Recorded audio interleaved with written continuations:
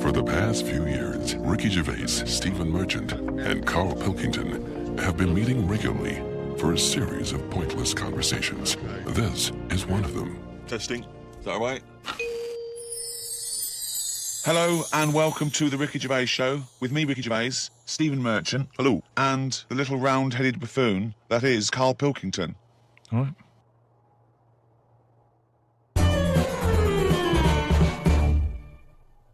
Rick, you'll be pleased to know we've already had some responses, and Simon and Mark have already emailed us in this link to something that was on the BBC News website. I don't know if you're familiar with this, but it's a remarkable story. Lion mutilates 42 midgets in Cambodian ring fight. That's just a headline. That's a hell of a headline. That makes me want to know more about the story. Well, that's what a headline should do. Spectators cheered as entire Cambodian midget fighting league squared off against African lion.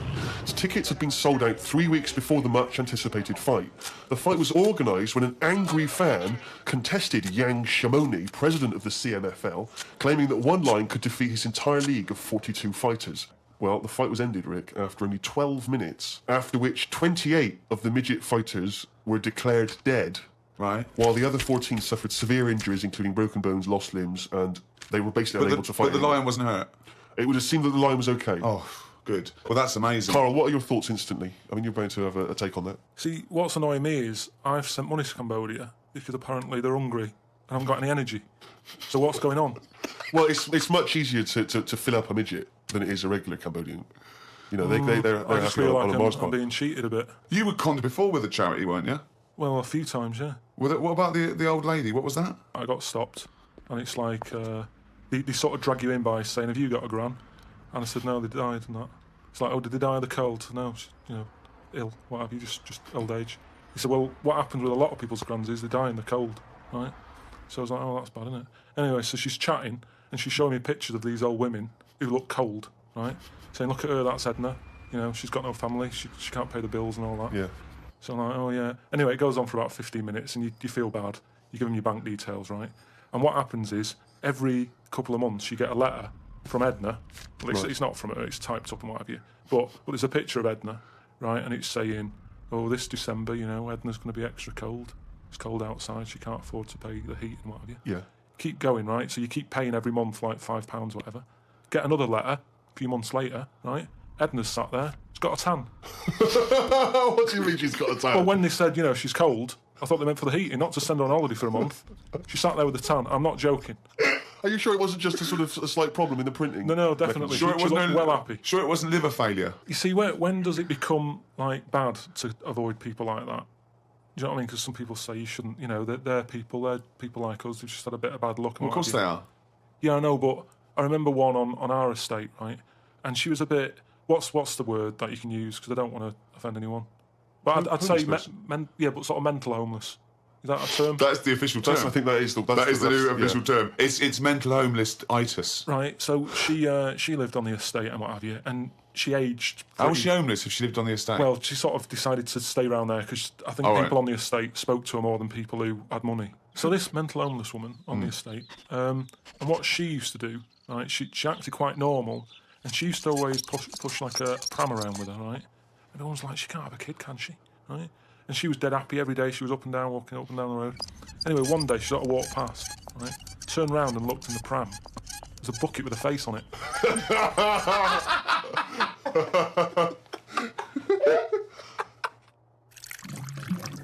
Rick, we've had an email here from a bloke. I think you're going to respect him, because I think you can tell straight away from his name that he's the kind of guy you'd want to hang out with. Go on. I know how much you love fun people. Yeah. Well, Paul, and he's calling himself this, Paul the Party Animal Parker. He's emailed in. He's given himself that moniker. Right, I assume they're in sort of like quote marks, They're are they? in speech marks, yeah. Paul Brilliant. Party Animal Parker. And he's calling himself that. Yeah. That I can't wait. So when you picture him, what are you thinking? Millhouse. Right, okay. I think he looks like Millhouse from The Simpsons. Yeah. He's working in sort of an IT department, maybe? Yeah, for a large possibly. organisation? I think he might still be at school. Okay, right, yeah. Yeah, I think. And this is the vital question. Do you believe him to be a party animal? I believe him to be a party animal is as much as a man with a long scarf that his mum knitted him to look like Doctor Who can be a party animal, yes. Do you think that when people are organising parties at his school, they're thinking the first person they got to get on the list to make sure he's guaranteed as You've got to take Paul the party animal. Because I bet he's got millions of affectations. I bet he wants to be known as the one that carries around a biscuit tin. Yeah. You know, he's got the scarf. He's the guy who only ever wears bowling shoes. It's his thing. It's his thing. He's a little bit kooky, it's his thing. And it is very interesting what he sent in. He's found this on the web. A Serbian man who has invented a sex machine for women. And he's appealing to Western women to test his device. It runs on a 390-volt electric engine, simulates sex, and has a 7.5-inch artificial penis. As soon as I read this, I was thinking, it's just imagining there going, oh, thanks for coming in, yeah, okay. So what's going to happen is there's a penis that's going to pop out from here, and he's going to have sex with you. I'm going to stand behind the machine. I've got to stand behind here. There's a lot of dials and stuff. I don't want to bore you with. Well, why do you have to stand behind it? I can't. It's technical stuff, but I got to be behind the machine. But there's no penis on the robot at the moment. It's just a hole. No, don't worry. What will happen is I'll switch the machine on. I'll go behind, and then a penis will appear. Will it be like a metal-looking penis? It will be a robotic penis, but it will seem like it's a regular fleshy human penis. So you've made this sort of robotic penis look really realistic. It's really realistic. You will not be able to tell the difference between, say, the robot one and mine, for instance. Okay, well, I don't want to see yours. No, there's absolutely not. Because I've not come around here to have sex with a person. I know, you've come around to test the machine. Yeah, and that is exactly what you're going to get. Okay, Like a piece of mechanical action. So a lot of people's sex is important, isn't it? You know what I mean? Not to you. Well, it serves a purpose. What purpose? No. Because you don't want to have kids, so what purpose? Just you know, something to do in the evening. something to do, innit? When the telly's broke. But for years, like they've found stuff, haven't they? Machines from like Roman times that similar to that setup. No machines in Roman times. Like that though, the old sort of knob on a stick machine thing. The old Roman knob on a stick. I'm sorry, but I watch Time Aqueduct. Team every week, and Tony Robinson has never done that. An old knob on a stick machine. I just think of Julius Caesar sitting down and go, okay, aqueduct, we love that. Thanks for that. Straight roads, good idea. We can see the enemy coming. What have you got there? Well, I'm glad you've asked. Ploncticus. What have you got there? Wanklicus. What I've got here is a Yodi knob, and I've put that on the end of a stick. Oh, sticker's phallus. Okay, well done, Wanklicus. Well done. You are my new right-hand man, as they say. No, excellent. But they do stuff like that. You've been in the London Museum and that, and they've got sort of sex stuff from years ago. They've got like these metal pants that they used to wear. I don't know what that is. Metal pants. Yeah, sort of. Is metal. that a chastity belt? You mean? They used to make women wear them so that they. No, but they had them for blokes as well, though. Metal pants for blokes. Yeah, Why? I just think they sort of like sexy metal pants. Well, I don't know what you mean. What are you Sexy talking metal about? pants. Well, they'll have to look because I haven't got it in front of me. It's just something I remember seeing, some sort of sexy metal pants that I used to wear. But what are you saying? Sexy metal pants? Because that was always not have to British be- Museum. That was Soho. No, what I mean That was is Old Compton Street. You were looking they at the always shop had to be window. ready for like battle and that, but these were a little bit sexy but protective at the same time. I love that. So, Lancelot, are you ready to face the Black Knight? Yeah. What do you think of these? Huh? I just want to look good on the battlefield. Will there be women watching, cheering us on? Well, you're not going to fight like that, are you? What about your I'm going to wear nothing except these sexy metal pants. But what about your chest is exposed? No, it's a good chest. I'll be working out. Yeah, I know. But what I mean is, you want metal I've all actually over. been lifting up the round table every week. I just work out, do that about 4 times a day. But that machine, right? Why did it have to be a woman, or could they have got a little gay fella in? I Let don't me know. just check. It doesn't actually specify the small print here. I love that. Why do you want to see a little gay fella be? I don't want to see it. I'm just saying they're sort of more. Why Carl? Why do you want? don't wanna see why it. do you want to Don't wanna watch a see gay man get buggered by a robot? I wasn't the one typing in gay machines on the internet, finding stuff out about. It's not a Steve gay was. machine. You just made it into a gay machine. Yeah, he wanted to pleasure women with this machine. You're saying, can I see a little gay fella get a robotic cock up his arse? You're the one requesting that, Carl I don't want Pilkington. that. I'm just saying they're you're not- the one that want to see gay men with metal stuff up their anus. No, what I'm saying is they're more up for a bit more experimentation than. What are you saying? Why is that the case? Why? Why'd you say that? No, just they just butt plugs and that. I mean, what I'm saying is. What, you can't just say butt plugs and that. I'm just saying that I reckon they'd be up for it. What do you know That's about what I'm butt plugs? saying. I don't know anything about them. I just remember seeing an advert for some once in a sex shop. What are you doing? No, I wasn't. I was just walking past. I was walking past the sex shop and that, and Your you eyes sort of glint, looking. glint, Why, glint. why were you walking past a sex shop? Just because I was on the way to work and that, and I passed one, and there was a little sort of one. It was open early, which I never understood. Right, it was about 8 o'clock in the morning. Right, I Who's thought, rushing out for butt plugs that early in the Who morning, needs yeah. them now? Right, but I I sort must of get had a bagel and some poppers on the way to work. I walked past it and it had like a little post-it note or postcard type thing, and it was like popping now, buy an item, chucking some free butt plugs. And I didn't know what they for. I'd never heard of them before. But all I'm saying is I've since found out what they do with them. What and do if they they do that with them, then give them a go on that.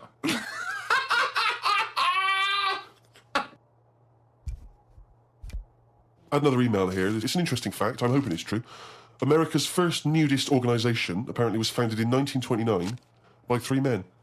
Now, what intrigued me when I read that is the fact that it's clearly 3 blokes just trying to meet some nude women. They're all 52 balding. Exactly. With little, so those gold-rimmed glasses. Yeah.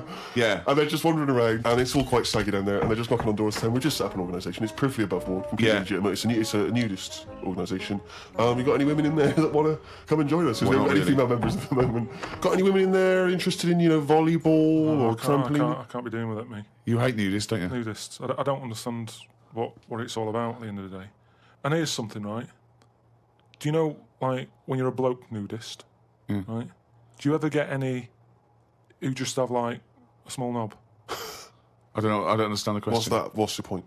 Well, are there any blokes who are knocking about who just have a normal-sized knob or maybe a bit smaller than normal, who are happy wandering about showing off what they haven't got, if you know what I mean? I don't think nudists are just doing it because they're so proud of their knob. No, but there's got to be a little bit of that in it, isn't there? Just saying, most blokes who, nudists, they must be pretty confident in themselves to, I looked once. What are you? Because What is this? It's natural, that's what I'm saying. What do you mean? This As is a bloke- Carl takes a sneaky look at menscocks.com. No, what I'm saying is, it's natural. What's this happening? You were in a gym? No. A lot of guys are getting changed, and you were just checking out their knobs. You're at your bedroom window with a pair of binoculars, and there was a little fella across the road getting changed. I was at some night out once. Go on. So you were at heaven, and you were in the toilet? It was some night out, and some people come running on the stage, right? Some music started coming on, and these 4 people ran out. It was 2 women. So you were at a gay strip club? It wasn't gay in that. It was just a normal night out. Well, some sort of party night out. Right. These people come running on, right? You got 2 women, you got 2 blokes. Right. They whip the knickers off. The fellas whip their undies off. At the same time? Yeah, all at the same time. Was it like a choreographed thing? So that happened, and all I'm saying is, right, before I had a look at the woman's bits, right, I just had a little cheeky glance at the fellas. Why? Just checking it out, just seeing is everything normal down there. Why weren't your eyes drawn instantly to the ladies' bits? Don't believe me, I had a look at that. All I'm saying But you went to the guys first? I didn't know how long pants were going to be left off for. So you didn't want to miss your opportunity, is what you're saying? You saw a window of opportunity to see some men's bits, and you thought, I better take it, No, because this may never happen again. No. So what happened? So there's 2 women, 2 men, right? I don't know what sort of event this is where you're looking at anyone get their knickers and pants off. I don't know why you're looking at all. So you go right. There's knickers and pants off. Right. Let's check out the knob and testicles first. You're telling me you've never, like, when you've been in a gym or anything, you've not just sort of turned your head, had a look, and gone, all right, yeah, that's all right. Yeah. So let's just get this question right. Have we ever been in a gym and just taken a sneaky glance at a man's genitals? Is that your question to us? Right. For me, it's the same as when you see someone who's a bit odd, 2 heads or whatever. Well, I'll be honest. If I was in a gym and a bloke came in with 2 heads, I'd look. I'd get a sneaky glance in the mirror. I'd go... Sorry, but you'd look at his genitals or his 2 heads? His 2 heads! Or would you sneaky look at the heads and then think, I wonder if he's got 2 cocks? And just... I'd have to have a look there. If I'll tell you what, now I admit it, if I'm ever in a gym and a naked man with 2 heads walks in, I probably will check out the genitals as well, just to make sure that he's got 2 of everything. Can I tell you the thing that always freaks me out? I do sometimes go to the gym, and I live in North London, and the thing that always freaks me out is if there's an elderly man, often quite short. I'm always freaked out because there's at least 2 I'm aware of who've got very, very large penises. And I always find that really disturbing because sometimes you can't help but notice because it's like Godzilla coming through the changing room. Do you know what I mean? So that I do admit, that's the only instance where my eye has been naturally drawn to it. Do you know what annoys me in gyms? Where people walk round happily naked all the time whistling. They get weighed naked, pop a towel on and take off 3 ounces. How exact have those measurements got to be? Yeah. Do you know what I mean? Pop a towel on. I mean, unless you're going on the space shuttle, I reckon you could give or take a couple of stone. Yeah, exactly. Yeah. Absolutely right. Well, we've put that to bed. Carl, can I ask you a question? Go on. I know this is what a lot of the fans are already wondering. Is there going to be some monkey news today? There's got to be. Of course there is. Yeah? Yeah. All right. Question. Well, I'm worried because maybe this will steal your thunder. But Sarah's emailed this in a chimp mauling under investigation. I know you're concerned, because this actually fuses two of our greatest features, Monkey News and Knob News, into one seamless whole. Investigators said they are trying to figure out how two chimpanzees that viciously attacked a visitor at an animal sanctuary escaped from their cage. This is the grim bit. The chimps chewed off a man's nose and severely mauled his genitals and limbs. Why did they go for his genitals? Both of them did as well. Eh? Both of them. Did you say two chimps? No, you're right, yeah, it was chimpanzees too. Yeah, I don't know if both of them went, they just saw that they were dangling away and they You just go went, for the nose? Yeah. I go for his bollocks. I know What accent have they got there? I don't chimps? know. Were they kind of New York gangster chimps? They're like soprano chimps. What happened to them anyway? Well, unfortunately, they were shot dead by the authorities. You see, that annoys me a bit. I know, well, again, What are you talking about? They're attacking people's gonads. I know, but they were happy in an African jungle a couple of years ago. That's what we do, isn't it? That is what they do. But why aren't they just sort of tranquilised? Where was Why this? am I Was this in being the zoo? accused like it was my fault? Just because I happen to be reading. Sarah, who emailed it in's the one who should be getting a It bollock. just annoys me how one way it's kind of like, we're trying to save the pandas, and then the next day someone's shooting them or whatever. I've talked about this before about St. George killed the last dragon, right? All right, it didn't exist. It's the same thing though. No, there's never been any dragons. It's a mythical creature. Well, you don't By know mythical, that. it means we made this up, like the unicorn. I don't even. What was your point about the dragon? What's that got to do with Because this? I'm saying how, like, why is it all right to be going around, going mental with a gun, shooting all the monkeys and killing them? Because one day we're going to run out. This was an animal sanctuary, though. So presumably they had quite a cushy time there, because most of the ones I've visited, they've always got it easy. They're hanging around on tyres, they got comfy chairs, they're wanking. They're going berserk, they're loving it. But hang on a minute, you've just answered your own question there. You said they're in a sanctuary, so they haven't had a good upbringing. So they're going to be a bit more, like, madder than other monkeys, aren't they?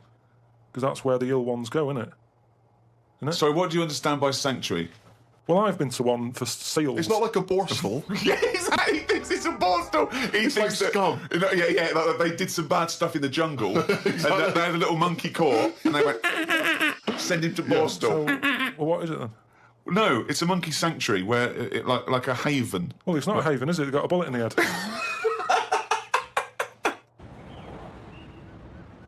Talking of eating knobs, Carol Thatcher, a daughter of one of our leaders. Sure. Well, you saw her in I'm a Celebrity, Get Me Out of Here. She popped a couple of bollocks in her mouth, chewed them up, swallowed them. Oh. Kangaroo penis there, dried. She couldn't even get. It was so tough she couldn't even get through it. And then she, eventually she eats What was it, like a pepperoni? Yeah, and she said, "What do you think of that, Carl?" What, eating that sort of stuff? Yeah, I watch it. I like those little trial bits, right? yeah. But what I don't think people realise is, right, it is hard eating a little kangaroo knob. Right? Really? How do you know? No, it's just, you think about it and you go, oh, couldn't do that, right? But what they never mention on the TV programme, which I think takes it to the next level, right, they're eating that at like 7:30 in the morning. Sure. Right. Which for is breakfast. worse, innit? Yeah. Do you know what I mean? If I was there and Ant and Dec said, right, Carl, eat the knob, I'd go, hang on a minute, give us a few hours, let me get some rice and that on my belly and just sort of fill me up a little bit more. I'll pop back at about 6:30 this evening. Right. Have it ready.